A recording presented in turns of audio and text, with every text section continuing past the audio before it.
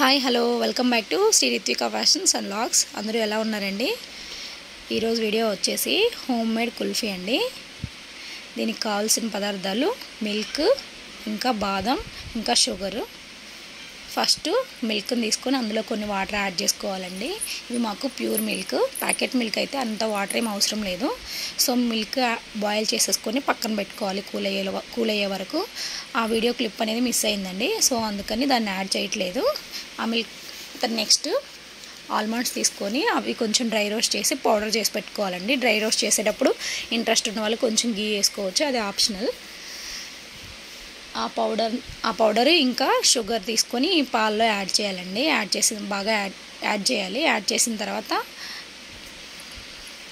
ఈ కన్సిస్టెన్సీ వచ్చేసి ఇలా కుల్ఫీ మాల్స్ తీసుకొని అందులో వేసేయాలండి. ఇక్కడ మేము గరిటెతో వేస్తున్నాము.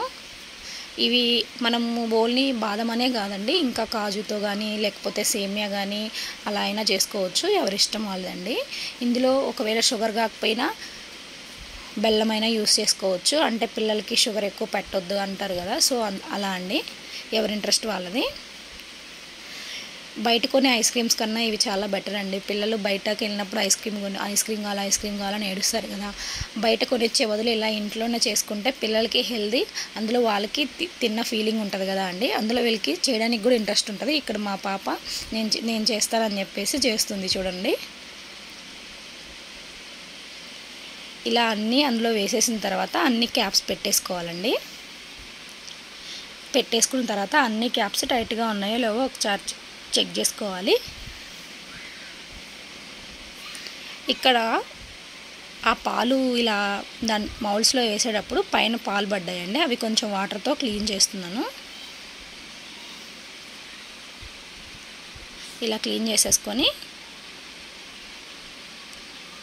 క్యాప్స్ అనేది టైట్గా ఉండాలండి, లేకపోతే ఆ క్యాప్స్ ఓపెన్ అయితే అందులో కంటెంట్ అంతా బయటకు వచ్చేస్తుంది. సో ఇలా ఫిల్ చేసుకొని వాషింగ్ అయిపోయిన తర్వాత ఈ మౌల్డ్ని తీసుకొని వెళ్ళి డీప్ ఫ్రిడ్జ్లో పెట్టాలండి. మీకు వెంటనే కావాలి అనుకుంటే ఫ్రిడ్జ్ అది హైలో పెట్టాలండి.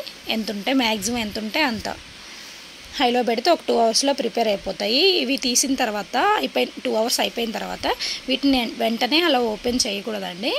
వాటర్ తీసేసుకొని ఒక బౌల్లో ఆ వాటర్లో పెట్టాలి. 1 or 2 minutes అట్లా పెట్టిన తర్వాత ఇట్లా వెంటనే లాగేయొద్దండి. పెట్టిన తర్వాత దాన్ని కొంచెం రొటేట్ చేస్తూ ఆ స్టిక్ని రొటేట్ చేస్తూ తీయాలి. అప్పుడే మనకి కుల్ఫీ అనేది నీట్గా వస్తుంది. అది వీడియోలో చూపిస్తున్నట్లుగా అలా రొటేట్ చేస్తూ తీయాలండి. అంతే, ఎంతో టేస్టీగా ఉండే కుల్ఫీ రెడీ. మీకు ఈ వీడియో నచ్చినట్టయితే లైక్ చేయండి, షేర్ చేయండి, సబ్స్క్రైబ్ చేయండి. Bye bye.